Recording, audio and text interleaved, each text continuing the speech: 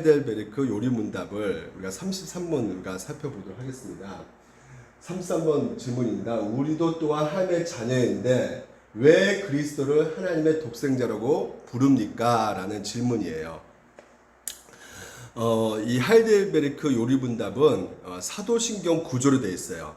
사도신경 구조가 어떻습니까? 성부, 성자, 성녀로 되어 있죠. 그래서 전능하사 천지를 만드신 하나님 아버지를 내가 믿사오며 성부에 대해서 나오고, 그리고 그 외아들 우리 주 예수 그리스도를 믿사오니 성자에 대해서 나오잖아요. 마찬가지로 이 하이델베르크도 성부에 대해서 얘기하고 있고, 그리고 이제 성자에 대해서 얘기를 하고 있어요. 그래서 그 외아들 우리 주 예수 그리스도, 우리가 예전에 5개월 전인가요? 그때 예수 그리스도를 우리가 살펴보았고요. 오늘은 우리가 외아들, 독생자, 그리고 주, 우리 주, 이것은 다음 주에 또 살펴보도록 할게요. 그래서 지금 이제 사도신경 구조로 되어 있다는 거, 하이델베르크 요리문답이요. 그걸 좀 인지해 줬으면 좋겠고요. 오늘 요절 말씀만 잠깐 보게 되면요. 태초에 말씀이 계시나, 이 말씀이 하나님과 함께 계셨으니 이 말씀은 곧 하나님이시라, 이렇게 말씀하고 있어요. 이 구절은 요한복음에 기록되어 있습니다. 우리가 보통 이 성경에 보게 되면 사복음서가 있다 그래요. 그래서 마태, 마가, 누가, 이 복음서는 공간복음이라 합니다. 왜냐하면 왜 공간복음이라고 하냐면 보는 시각이, 관점이 비슷하다고 해가지고요, 공간복음을 하고요. 이 요한복음은 좀 이렇게 너무나 다른 시각으로 보여주고 있기 때문에 아주 사복음서 이렇게 지칭을 하고 있어요. 사복음서라고요. 그래서 이 요한복음만은 좀 특별하게 예수에 대해서 하나님의 아들인 것, 다시 말해 신성을 굉장히 강조를 하고 있거든요. 그래서 시작되는 부분도 굉장히 다릅니다. 마태복음은 시작 때 아기 예수에 대해서 먼저 시작하고 있잖아요. 그래서 동방박사가 예물을 갖다 바치고요. 그리고 누가복음에서도 이 아기가 먼저 이렇게 시작되고 있습니다. 아기 예수로요. 여기서는 이제 목자가 이제 와서 이제는 또한 선물을 드리고 있고요. 마가복음의 특징은 뭐냐면 이제 청년 예수로 이제 새롭게 이제 시작하고 있는 것을 보게 됩니다. 근데 지금 이제 요한복음만은요, 또 특별하게요. 태초에, 그러니까 세상 지어지기 전에 하나님과 함께 계신 분으로 이 예수님을 소개하고 있다는 것이 아주 특별하게요. 그래서 여기서 우리가 좀 더 구체적으로 보게 되면 태초에 말씀이 계시니 이 말씀은 하나님과 함께 계셨으니, 그러니까 여기서 보게 되면 말씀이라는 것이 뭐냐면 로고스예요. 로고스. 그러니까 로고스라는 건 어떤 인격적인 어떤 실체가 있다는 것입니다. 그러니까 그리스 문학 가운데 이 로고스라는 그 철학자들이 많이 쓰고 있는 단어거든요. 보통 우주의 기원, 어떤 철학의 기원, 근본, 이럴 때 이게 로고스를 쓰고 있다는 것이죠. 그러니까 우주의 근원 존재인 분이 바로 하나님이신데, 그분이 누구시냐면 바로 성자 하나님이시라는 거예요. 예수 그리스도가 하나님이 되신다고 말을 하고 있어요. 그래서 함께 계셨으니, 성부와 함께 계셨으니 이 말씀은 곧 하나님이시라, 누구 말하고 있다고요? 바로 성자 예수님, 성자 하나님에 대해서 지금 이제 말씀하고 있다는 것이죠. 그래서 말씀이 육신이 되어 우리 가운데 거하심에 우리가 그의 영광을 보니 아버지의 독생자의 영광이요 은혜와 진리가 충만하더라, 이렇게 되어 있습니다. 그러니까 말씀이 육신이 되어 우리 가운데 거하심에 우리가 그의 영광을 보니, 누굴 본다는 것이에요? 아버지의 독생자. 여기 독생자가 나온 것이죠. 그러니까 독생자, 바로 성자 하나님이시라는 것이에요. 그래서 이 독생자라는 것은 우리말로는 외아들이라는 말을 하고 있거든요. 그러니까 여러분, 우리가 이 하이델베르크에서 지금 이제 시작되고 있는 부분이 뭐냐면, 우리도 하나님의 자녀인데 왜 예수를 독생자, 특별하게 하나님의 아들이라고 부르고 있는 이유가 무엇이냐에 대해서 지금 이제 질문 던지고 있지 않습니까? 그래서 거기에 대한 지금 이제 설명을 제가 지금 하고 있는 것이에요. 우리나라의 그 단어로서는 이 독생자를 외아들로 이렇게 표현할 수밖에 없는데, 이 외아들이라는 그 단어가, 뜻이, 독생자의 단어가요, 그 헬라 원문을 보게 되면 모노스, 하나라는 거하고 게노스, 그래가지고 모노게노스가 돼요. 유일하게 대단한 뜻을 갖고 있어요. 그래서 하늘부터 창조되신 분이 아니라 나신 분이시고 그 점에서 독특하시고 유일하신 분이라는 뜻으로 이 독생자 외아들이라는 표현을 쓰고 있다는 것이죠. 그러니까 우리가 외아들이라는 표현을 쓰게 되면 누구한테 낳았다라는 생각을 많이 하게 되는데 그렇지가 않다는 것이에요. 하나님과, 그러니까 성부 하나님과 성자 하나님의 아주 특별한 관계를 표현하기 위해서 이제는 독생자라는 표현을 지금 이제 쓰고 있다는 것이죠. 그러니까 보십시오. 본래 하나님을 본 사람이 없을 때 아버지의 품속에 있는 독생하신 하나님이 나타나셨느니라 이렇게 말하고 있거든요. 그러니까 하나님을 본 사람이 없을 때 아버지 품속에, 그러니까 아버지 품속에서 한 번도 벗어난 적이 없으시다는 것이야. 누가요? 예수님께서요. 그러니까 아버지 안에 늘, 성부 하나님 아버지 안에 늘 계셨고, 그래서 아버지와의 그 본질이 동일하다는 것을 우리 가운데 얘기해주고 있는 것입니다. 예수님을 통해서만이 여러분 우리가 하나님을 알 수가 있는 것이에요. 예수님이 어디 나와 있습니까? 바로 성경에 나와 있죠. 그렇기 때문에 우리가 이 성경이 바로 예수님에 대한 얘기지 않습니까? 그래서 이 성경을 통해서만이, 이 특별 계시로만이 우리가 하나님을 정확하게 어떤 분이라는 것을 알 수가 있는 것이에요. 왜? 예수님을 통해서 하나님을 알 수가 있기 때문에. 자, 보십시오. 성경에서는 나와 아버지는, 예수님과 아버지는 하나라고 이렇게 예수님께서 친히 이 땅에서 이렇게 말씀하셨어요. 그리고 예수께서 이르시되 내가 곧 길이요 진리요 생명이니 나로 말미암지 않고는 아버지께로 올 자가 없다라는 것이죠. 그러니까 예수님 통해서만이 우리가 하나님을 볼 수가 있고 알 수가 있는 것이에요. 너희가 나를 알았더라면 내 아버지도 알았으리로다. 그렇죠. 하나님을 알기 위해서는 반드시 누구를 알아야 된다는 것이요? 예수님을 알으셔야 된다는 것이죠. 빌립이 물어봅니다. 하나님 좀 뵙게 해달라고 물어봅니다. 그러니까 예수께서 뭐라 하시냐면, 빌립아, 내가 이렇게 오래 너희와 함께 있은데 너가 나를 알지 못하느냐? 나를 본 자는 누굴 본다는 것이에요? 아버지를 보았거늘. 그렇습니다. 오직 우리는 예수를 통해서만이 하나님을 알 수가 있는 것이요. 다른 방도, 다른 것을 통해서 하나님을 알 수 있는 길은 없습니다. 오직 하나님께서는 예수를 통해서 하나님을 계시해주고 계신다는 것입니다. 그러니까 이 세상에 있는 모든 이단들은 동일한 공통점이 있는데 그게 무엇입니까? 예수님을 하나님보다 열등하게 본다는 것이에요. 박태선, 통일교, 문선명이죠. 바로 그리고 신천지, 요하증인, 정명석 모두가요. 예수님을 어떻게 보냐면 하나님보다 열등한 존재. 왜냐면 시편 2편에 오늘 너는 내 아들이다. 내가 오늘 너를 낳았도다. 이렇게 이 표현 가지고 영원 전에부터 영원 전에 예수님을 하나님께서 만드셨다. 영원 전에 만드셨다. 이렇게 어느 시점에서 하나님이 예수님을 만드셨다. 그러니까 낳았도다 이런 표현을 쓰고 있지 않냐 하면서 예수님을 하나님보다 열등한 존재로, 피조물 존재로 아주 낮춰서 생각하고 있단 말이죠. 근데 여러분, 영원전이란 것은 시간의 개념이 있습니까? 없습니까? 시간 밖의 개념이란 말이죠. 그렇죠? 시간 밖의 개념이고 순서가 없는 거란 말이에요. 그러니까 예수님이요, 하나님의 만드신 것이 아니라 하나님부터 나온 것이죠. 근데 그것은 언제인지 모른단 말이죠. 영원이란 말이에요. 시간 개념이 없는 것이란 말이죠. 그래서 절대 예수님은 하나님과 열등한 존재가 아닌 것이에요. 영광과 그 모든 권능이 있어서 아주 동등한 분이십니다.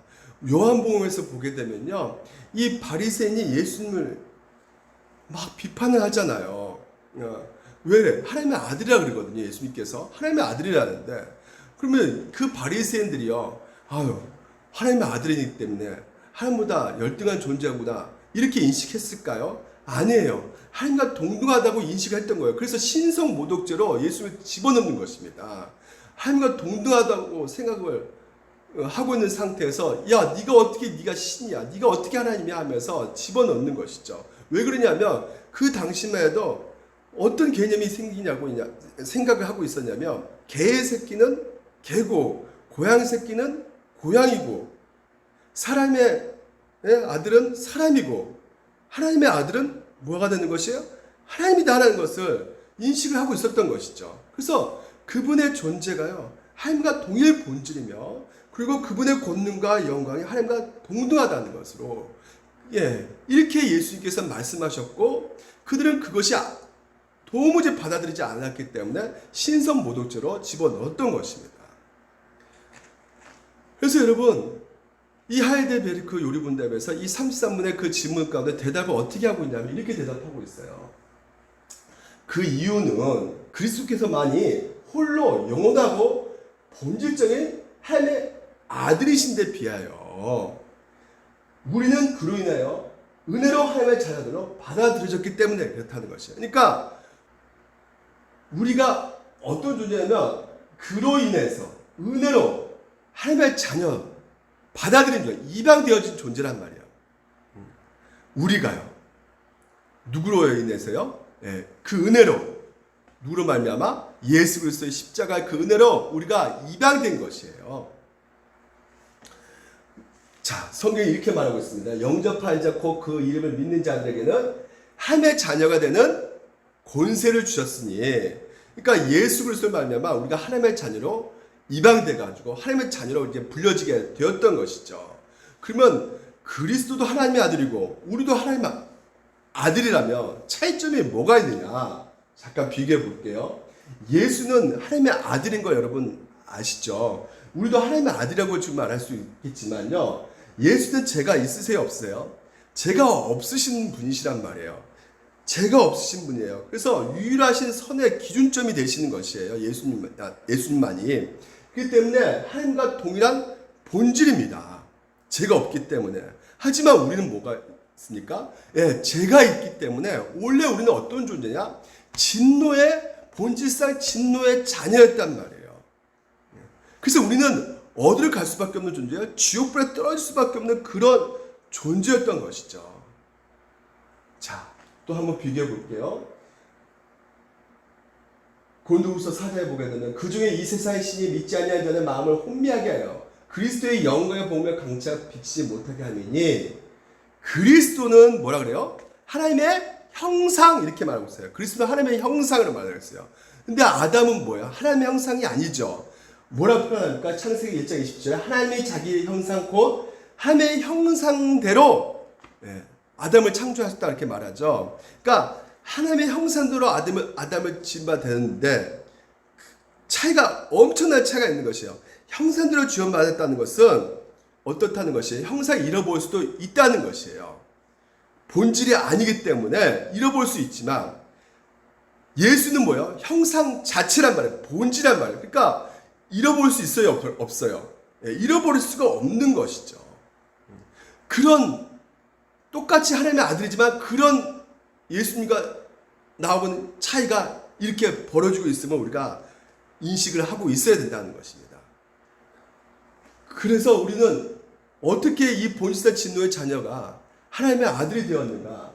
자, 하나님의 형상, 그 예수가요, 그 십자가로 말미암아 우리 가운데 뭐예요? 하나님의 형상을 십자가에 죽으시고 부활하심을 말미암아 우리가 하나님의 형상 안으로 들어가게 된 것이죠. 다시 말해서 이제 하나님의 형상으로 회복되기 시작한 것입니다. 그것을 고린도후서에 뭐라고 하냐면 우리 보고 새로운 피조물 이렇게 부르고 있거든요. 우리 진노의 자녀였거든요.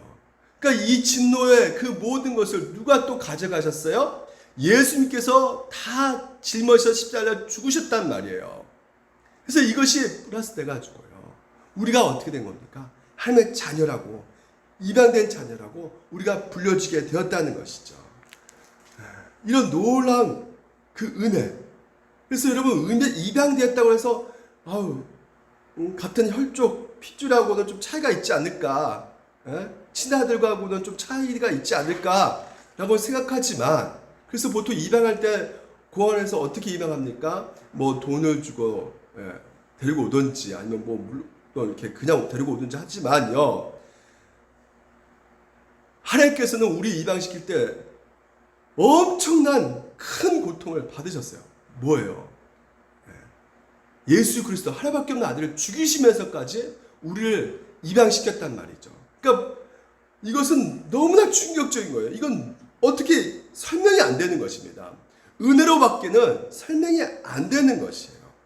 그래서 오히려 외아들 죽이면서까지 우리를 양자로 데려왔기 때문에, 그 대가로 우리를 양자로 데려왔기 때문에 그만큼 우리를 엄청나게 사랑하신다는 것을 우리가 알 수가 있는 것입니다.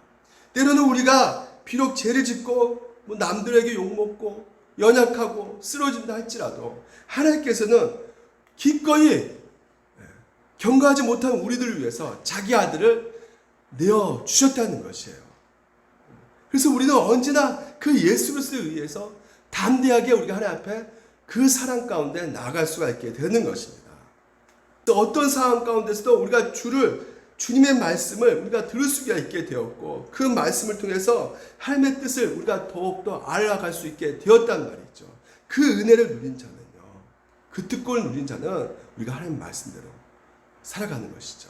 여러분, 그리고 최근에 제가 만난 분이에요. 이렇게 말씀하시더라고요, 저한테. 저는 너무나 지금 이런 상태에서는 하나님 앞에 나아갈 수가 없다고. 그래서 왜 그러시냐 그랬더니, 코로나로 그 일구로 인해서 그때 한참 숫자가 우리 광주에 100명이 막 계속 생활 거리두기 2단계 격상돼 가지고 막 교회 이제 가지 말라고 막 했을 때 있지 않습니까?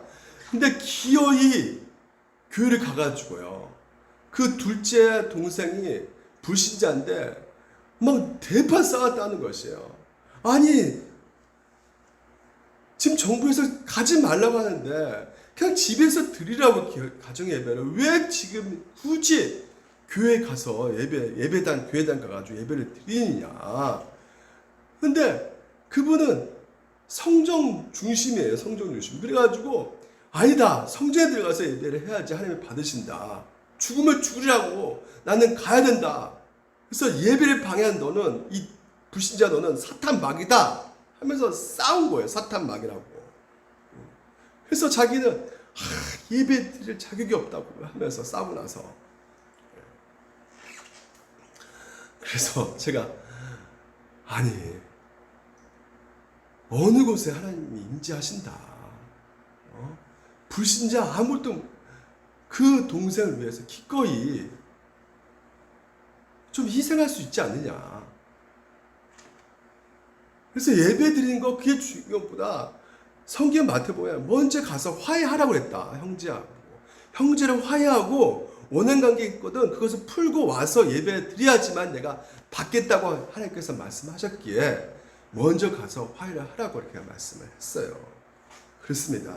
오늘 여러분, 우리가 어떤 존재냐? 하나님의 자녀는 입양된 존재예요. 그렇기 때문에 오늘도 우리가 살아가는 그 삶 자체는 하나님이 기뻐하신 것이 무엇인가? 하나님이 뭐 원하신가? 우리가 고민하셔야 된다는 것이죠. 이게 입양된 하나님의 자녀의 특권이란 말이죠.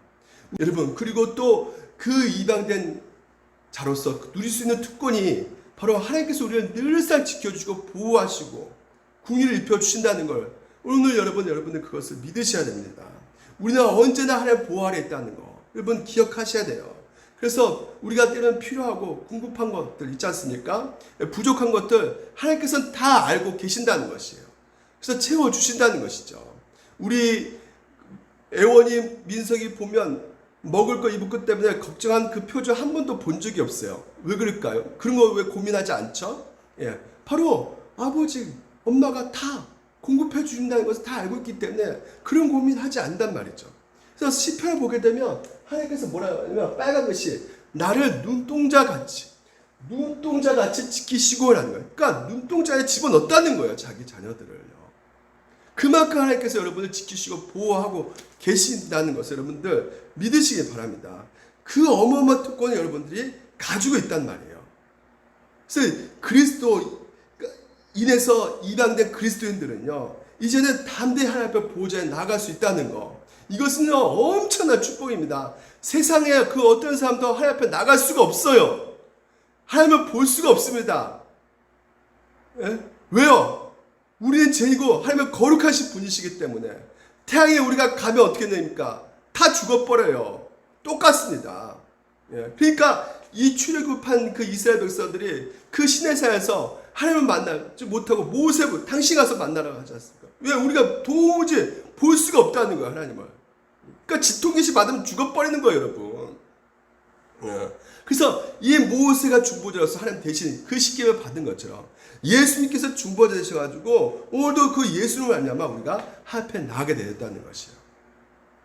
그렇다면 여러분 오늘도 우리가 하나님의 그 은혜 가운데 그 특권으로 말미암아 보호를 받지만 또한 하나님께서 또 우리를 징계를 하신단 말이에요. 입양된 자녀로서. 상속했기 때문에 히브리서 이렇게 말합니다. 주께서 그 사랑하신 자를 징계하신다는 것이에요. 채찍질 하신다는 것이죠. 그래서 8절 보니는 빨간 것이 징계를 다 받는 것이거늘. 그러니까 예수 믿는 신자들은 하나님께서 훈련하신다는 것이에요. 징계하신다는 것이에요. 연단시킨다는 것이에요. 그렇다고 해서 너희들 똑바로 안 사기 때문에 내가 내쳐버리겠다? 그런 분이시다 아니시다? 절대 그런 분이 아니시다는 거예요. 회초를 받더라도 호적상에 지워버리지 않단 말이에요. 우리가 예수를 보면 아시죠? 예수를 보면 금방 알 수 있습니다. 예수는 내쳐버린 것 같지만요. 그렇죠. 십자가 내쳐버린 것 같지만 하나님께서 결국 어떻게 하셔요? 하나님께 그 예수를 부활시키고 지금 어떻게 하나님 보호자 우편에 앉게 하신다는 것이죠.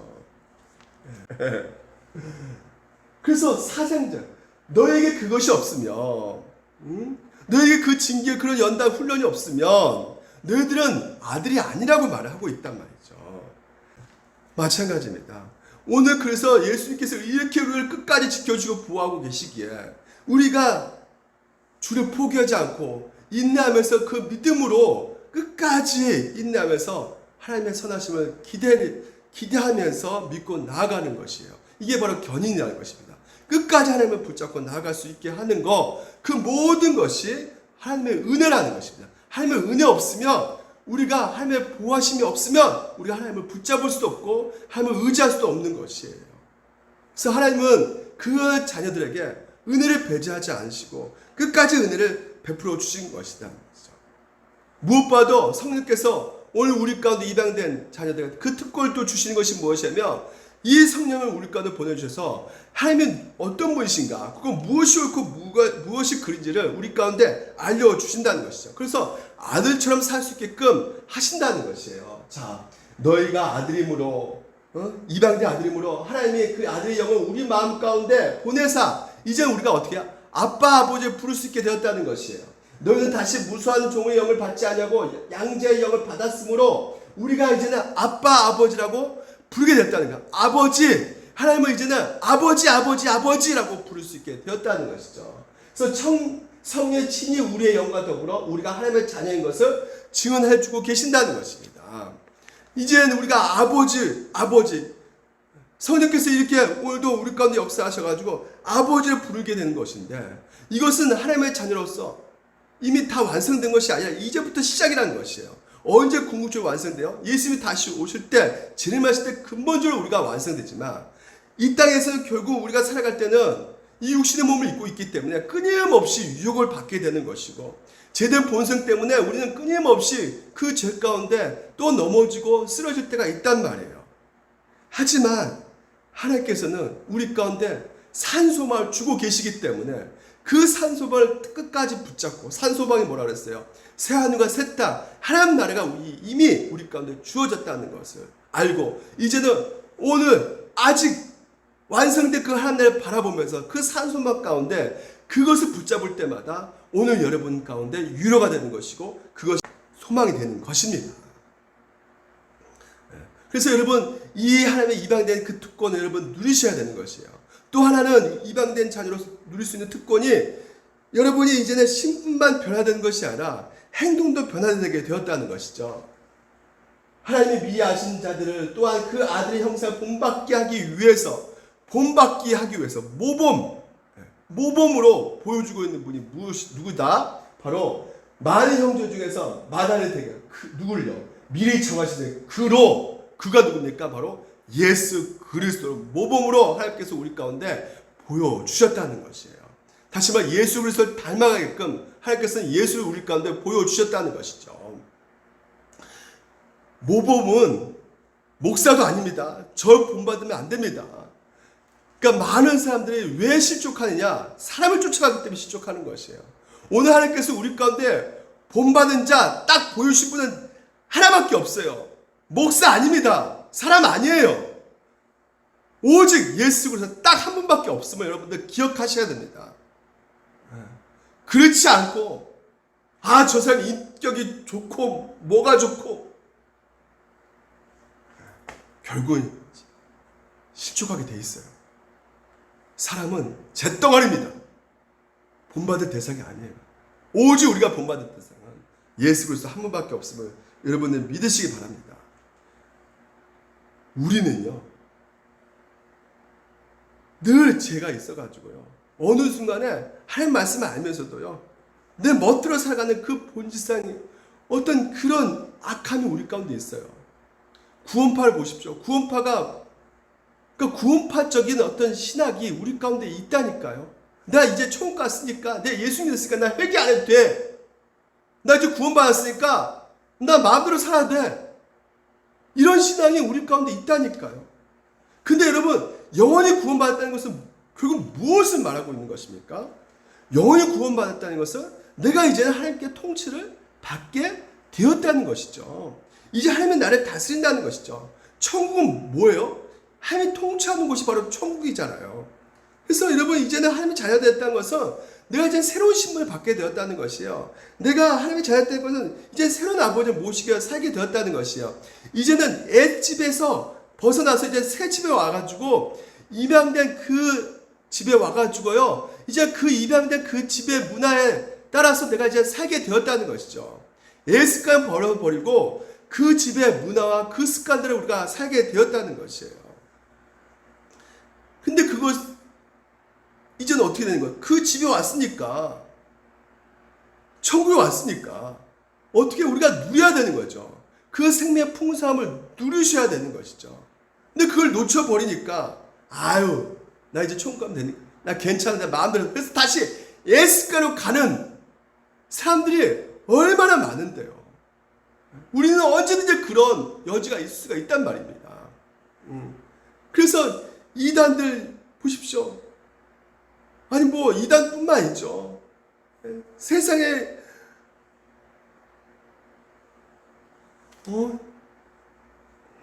얼마나 음탕하며 여자를 계속 성도들을 자기의 어떤 쾌락의 어떤 놀이감으로 생각해가지고 성도들을 불러내가지고 음탕한 행위라고.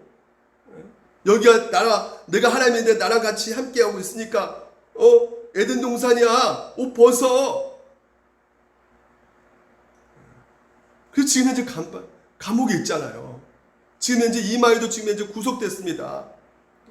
어떻게 판결될지 모르겠지만 그 사람도 얼마나 음탕한지 몰라요. 여자가 한두 명이 아니었던 거예요. 우리는 그렇게 살 수가 없는 존재가 돼버렸어요, 여러분. 왜요? 이제는 하나님이 나를 통치하고 계신다니까요. 우리는 호람되어 늘 하나님 앞에 있는 자란 말이죠. 하나님이 우리를 지키시고 우리를 지켜보고 계신단 말이에요. 그래서 이미 자녀 입양된 자는 나만 혼자 예수 믿으면 되지 그것이 아닙니다. 그것이 아니란 말이에요. 공동체적으로 입양된 것이란 말이죠. 그래서 우리는 어떻게 해요? 성경에서는 에베소서 2장에 뭐라 말하냐면 그러므로 이제부터 너희는 외인도 아니요 나그네도 아니요 오직 성도들과 동일한 시민이라는 거예요. 하나님의 권속이다. 가족이다라는 것이에요. 그래서 오늘 우리 물된 정석교회 모든 성도들은 하나의 가족이란 말이에요. 그래서 나 혼자만 신앙생활 잘하면 된다? 그런 것은 성립이 안 된다는 것. 그 본 자체적으로. 왜요? 공동체, 권속 가운데 하나님께서는 이 공동체적으로 하나님께서 우리를 입양시키고 계시기 때문에. 그래서 나만 잘 살면 되지? 나만 잘 되면 되지? 그럴 수가 없단 말이죠. 가족들이 누가 아프면 같이 아파야 되는 것이고, 가족들이 누가 염려하고 고민하고 있으면 같이 고민해주고, 같이 걱정해주고, 이게 바로 입양된 자들의 모습이라는 것이죠.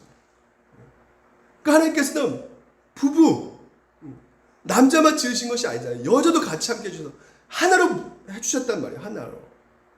그래서 신랑 대신 예수 그리스도가 오늘 신부 대신 바로 교회 공동체. 그래서 혼인잔치 같이 함께 하고 있단 말이죠. 그래서 한 몸이라는 것이에요, 여러분. 우리가 한 몸이에요, 여러분. 여러분이 한 몸이라는 것을 여러분들 믿으시기 바랍니다. 그러니까 나만 항상 회복하면 된다? 그럴 수가 없어요. 한 몸이 항상 회복되어져야 된다는 것이에요. 제가 무등산 올라가는데 아내와 같이 야 정상 5m 남겨두고 갑자기 아내가 하냐 나 다리가 저렸어 마비됐어 다리가 부러졌나 봐. 그래서 쓸어주는 거야. 아니 5m밖에 안 남았는데 지금 뭐 하는 거야. 산 정상에 나 올라갔다 올게. 여기서 기다려. 그게 가족입니까? 그런 모습이 누구의 모습이었어요? 바리새인들의 모습이 그런 모습. 나 교회 갔다 올게. 교회 가면 뭐합니까? 사랑을 하지 않는데. 사랑이 중요하단 말이에요. 사랑이. 그래서 여러분 예수님이 그것을 제일 싫어했단 말이에요. 예배 소망은 뭐하냐? 네 안에 예배를 왜 드리냐? 하나님의 은혜를 받고 하나님의 사랑을 받고 어떻게 X자 항상 제가 말씀드렸죠. 그 은혜를 받으며 하나님의 은혜를 받으며 오늘도 그 그대로 뭐요? X자 이웃의 사랑으로 우리가 가는 것이 바로 그게 바로 삶으로 드려지는 예배다라고 하나님께서 말씀하고 계시는 것이에요. 그렇기 때문에 오늘도 양자된 자들은 뭐가 있을 수밖에 없는 것입니까? 보십시오. 자녀는 또한 상속자고 하나님의 상속자요. 그리스도와 함께한 상속자니 우리가 그와 함께 영광을 받고요. 모두 함께 받는다. 고난도 함께 받는다는 거예요. 십자가가 우리 가운데 항상 따라올 수밖에 없다는 것이죠. 형제를 위해서 십자가를 칠 수밖에 없는 우리 삶이기 때문에 고난이 있을 수밖에 없게 되는 것이요. 그래서 때로는 우리가 실패 자리에 있을 수밖에 없는 상황 가운데 있다는 것이죠. 여러분 마지막 회당 야이로 얘기하고 제가 마치도록 하겠습니다. 회당 야이로가 어떤 사람입니까? 회당장이에요. 회당장이라면 그 당시만 해도 그 마을에서 최고예요. 최고. 이 사람은 한 번도 실패한 적이 없는 사람이에요. 한마디로요. 그 마을에서 칭송받고요. 율법도 제일 많이 알고요. 그리고 제일 돈을 많이 갖고 있는 사람이에요. 부자입니다. 그러니까 실패가 없던 사람이에요. 실패 없이 그냥 당당하게 살았던 사람인데 그 딸, 하나밖에 없는 딸이 그 딸이 그 회당제 아이로의 가장 큰 기쁨이고 선물이겠죠. 근데 그 가장 큰 기쁜 딸이 선물인 그 딸이 곧 죽어가게 생긴 거예요. 엄청난 실패를 맞이하게 됩니다. 와 큰일 났다. 그래서 예수님한테 달려갔는데 예수님은 막 붙잡고 끌고 오는데요. 체면이 아니죠. 예수님은 그 당시만 해도 사람들이 다 싫어했거든요. 체면 불구하고 막 지푸라기 잡는 심정으로 예수님이 좀 내 딸 좀 살려달라고 하면서 붙잡고 끌고 갑니다. 예수님을. 근데 가서 보니까 딸이 어떻게 됐습니까? 그냥 죽어버렸어요. 지금 이제 내가 여기가 바닥인 줄 알았는데 더 바다로 떨어져 버린 것이죠. 이 야이로는요. 실패한 줄 알았는데 더 커다란 실패를 맛보게 된 거예요. 야 이제 끝났다. 완전히 밑발 떨어진 상황까지 있다. 그 얼마나 마음이 상하겠습니까? 내 인생 내가 살아봤더니 내 인생 내가 통제할 수 있는 것이 아니구나 라는 것을 알고 상한 심령, 통회한 심령이 돼버린 것이에요. 아마 자기 자신이 이제는 모든 것을 못하는 심정이 됐을 것입니다. 그때 예수님께서 그 야이로의 딸을 달리다 굼 일어나라 소녀야 회복시켜 주시는 것이죠. 뭘 보여주신 겁니까? 하나님이 아들이시라는 것을 보여주죠. 죽은 자가 살아났단 말이에요. 죽은 자가 회복시켜서 보여준 것입니다. 마찬가지입니다. 오늘도 우리가 실패 가운데 있습니까? 낙심 가운데 있습니까? 여러분 하나님께서는 누구시냐? 바로 예수를 통해서 정확히 보여주십니다. 우리를 살리실 분이시란 말이에요. 여러분은 반드시 일으켜 세우실 분이라는 것이에요. 여러분 그 어떤 우리의 그래서 실패라도 어떤 우리 가운데 고난이 올지라도요. 그 예수 그리스도께서 임마누엘 우리와 함께하고 계시기에 오늘도 여러분을 임양된 그 자녀로 만들어 주셨기에 결코 그 임양된 자녀는요. 하나님께서 포기하지 않으시고 끝까지 자녀답게 만들어가는 그 상황 속에서 때로는 그 십자가 그 길 걸어가는 자녀에게 때로는 힘들고 실패같이 느껴지는 그 순간 속에서도 하나님은 반드시 우리의 영적인 그 모든 것들을 회복시켜 주신다는 것을 믿으며 한 주 동안 담대하게 걸어가시기를 주님 이름으로 축원드립니다. 기도하겠습니다.